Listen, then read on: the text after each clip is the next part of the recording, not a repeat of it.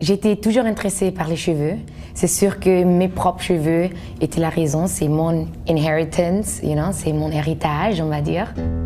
Selon un rapport de Nielsen et Essence, le pouvoir d'achat des Afro-Américains dépassera bientôt les 1300 milliards de dollars aux États-Unis. Pourtant, seule une infime portion de ce montant est dépensée dans des commerces détenus par des personnes noires. Mes cheveux font un super grand aspect, sont un super grand aspect de mon identité. Je crois que c'était toujours un problème ou un challenge. Grandi en Autriche, comment dealer avec mes cheveux.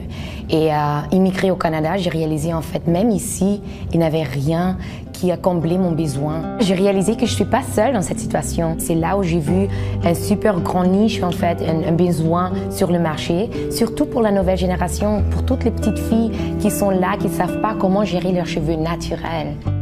Les cheveux parlent de toute notre histoire noire. Ça veut dire, tu peux vraiment lire sur les cheveux nos souffrances, la façon comment on était esclaves, la façon qu'on était colonisés, mais naturellement aussi l'histoire avant, la hair story d'avant. Ça veut dire notre statut dans la société en Afrique. Quelle position j'ai eue dans la position, dans la communauté? Est-ce que j'étais une prêtre? Est-ce que j'étais quelqu'un qui était une juge? Est-ce que j'étais quelqu'un qui était responsable pour la communication? Tout ça, en fait, ça s'est réfléchi dans les styles de cheveux différents. Et c'est vraiment intéressant de regarder le parcours de l'histoire du noir, en fait, à travers les cheveux. Tu vas voir que c'est hyper linké, c'est synchrone en fait. Et aujourd'hui, on a le choix de nous représenter comme on veut et d'avoir ce pouvoir aujourd'hui d'être là, de parler des cheveux naturels, d'avoir une boutique, un salon qui est seulement, exclusivement dédié aux cheveux naturels, veut beaucoup dire aussi sur notre position aujourd'hui dans la société.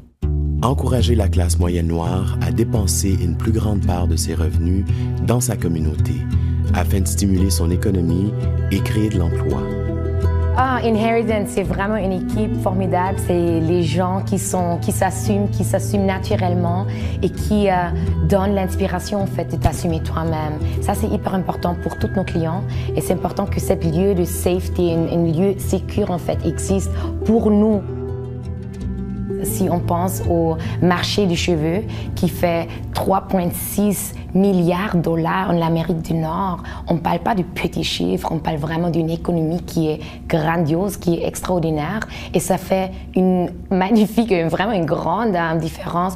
Où est-ce que tu achètes et comment tu achètes? Est-ce que tu soutiens ta communauté? Est-ce que tu soutiens une autre famille noire, une femme noire? Ou est-ce que tu soutiens une hyper grande industrie? Les produits que tu vois à Inheritance, ils sont faits exclusivement pour les cheveux bouclés, pour les cheveux naturels et les locks. Et pas seulement qu'ils sont naturels, mais ils sont aussi faits par les familles noires, par les femmes noires. Ça veut dire, dès que tu achètes quelque chose, en fait, tu soutiens avec ton dollar une autre entreprise noire.